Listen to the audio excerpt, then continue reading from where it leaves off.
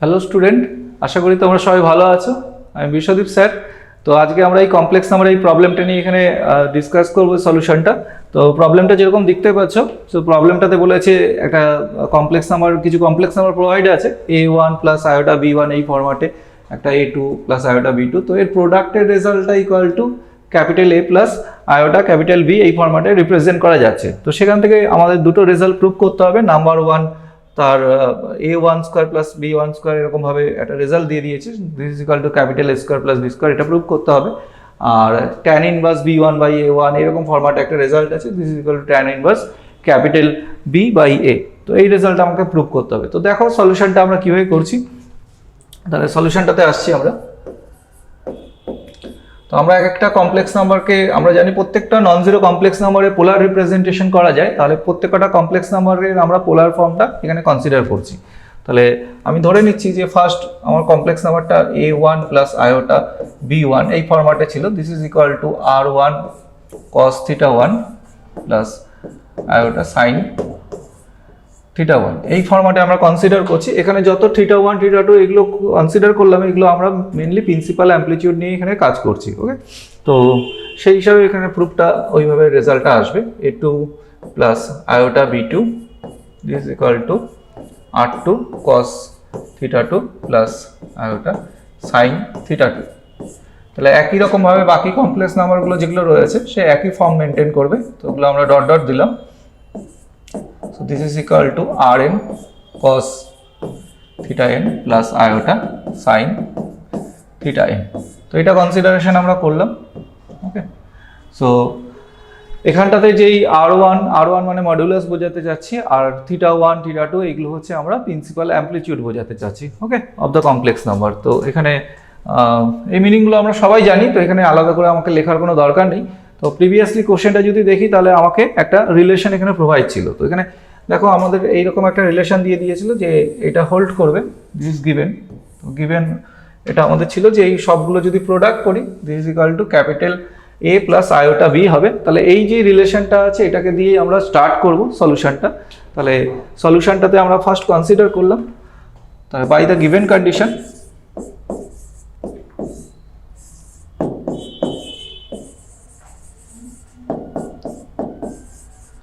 By the given condition. তো কন্ডিশনটা কিরকম ছিল, a1 প্লাস আয়োটা b1, এটা হচ্ছে আমার গিভেন কন্ডিশনটা।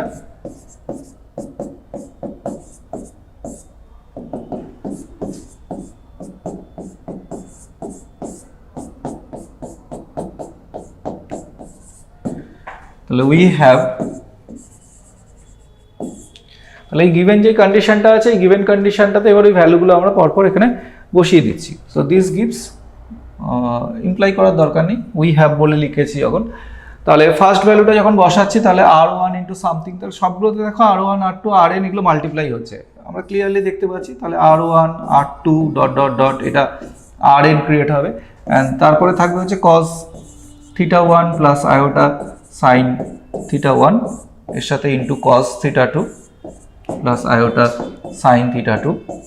তো এইভাবে মাল্টিপ্লাই হতে থাকবে এক্সপ্রেশনগুলো, cos θn plus iota sine θn is equal to capital A plus iota B, সেটা গিভেন রয়েছে।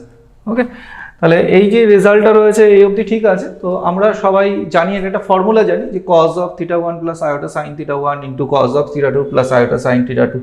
এই রকম এক্সপ্রেশনগুলোকে যদি মাল্টিপ্লাই করে দিই তাহলে cos of θ1 plus θ2 plus dot dot θn and sine of θ1 plus θ2 dot dot sine of θn create হয়ে যায়। তো সেটা এখানে করে নেব। তো বোথ সাইডে আমরা রিয়েল পার্ট আর ইমাজি পার্টকে আমরা এখান থেকে ইকুয়েট করে নেব। ওকে, তো বোথ সাইড থেকে রিয়েল পার্ট আর ইমাজি পার্টকে ইকুয়েট করে নিয়ে আমরা সেখান থেকে রেজাল্টটাকে নিয়ে আসবো। তাহলে equating real and imaginary parts,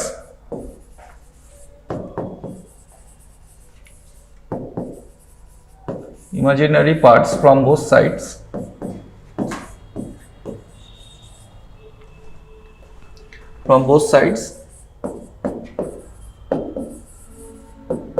we get, so real part imaginary part আমরা সবাই ইকুয়েট করতে পারি। তাহলে real part to real part equate করবো, imaginary part to imaginary part equate করবো।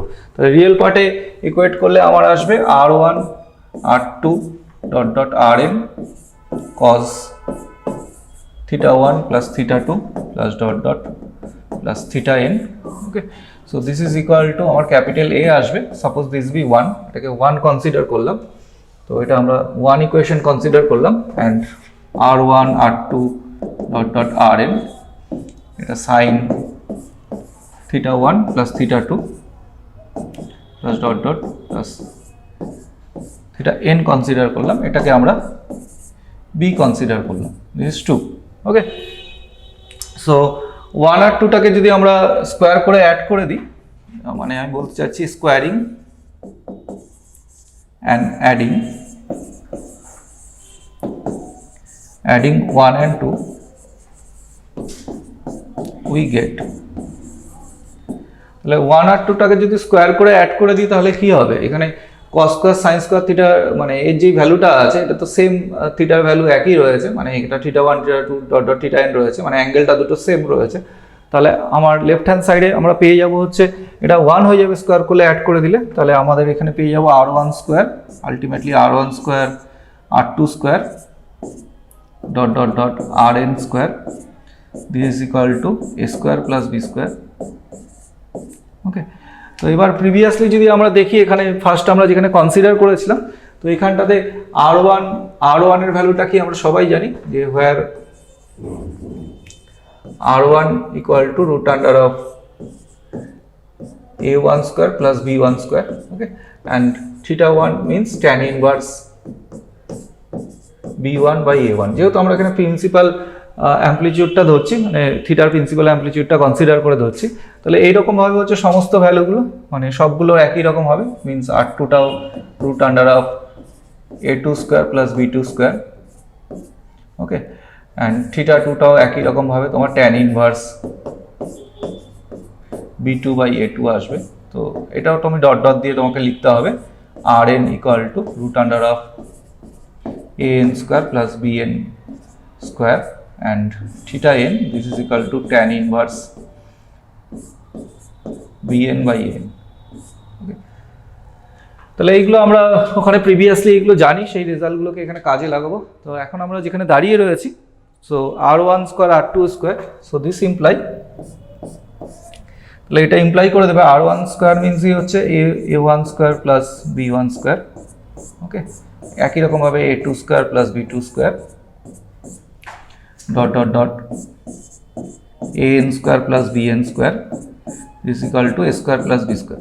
তো এটা আমার ওয়ান অফ দ্য প্রুফ ছিল, তো যেই রেজাল্টটা প্রুফটা নিয়ে আমরা কাজ করছিলাম, তো ফার্স্ট যেই প্রুফটা আছে 1 নম্বরে, সো এই প্রুফটাতে আমাকে এটাই প্রুফ করতে দিয়েছিলাম, তো এটা আমাদের প্রুফ হয়ে গেল। নাও নেক্সট সেকেন্ড যে রেজাল্টটা আছে সেটাকে আমাকে খেয়াল করে দেখতে হবে এটা কি করে আসে। তো সেকেন্ড রেজাল্টটাও আমাদের নাম্বারিং করেছিলাম 1 আর 2 এখান থেকেই আসবে, তো 1 আর 2টাকে যদি আমরা এখন ডিভাইড করে দিই তাহলে r1 r2 এটা আমাদের ক্যান্সেল হয়ে যাবে। ওকে, আর আমাদের এটা থাকে, আমাদের এখান থেকে পেয়ে যাব হচ্ছে ট্যান দিয়ে একটা এক্সপ্রেশন পেয়ে যাব, তো সেটা এখানে করে দেখছি। So now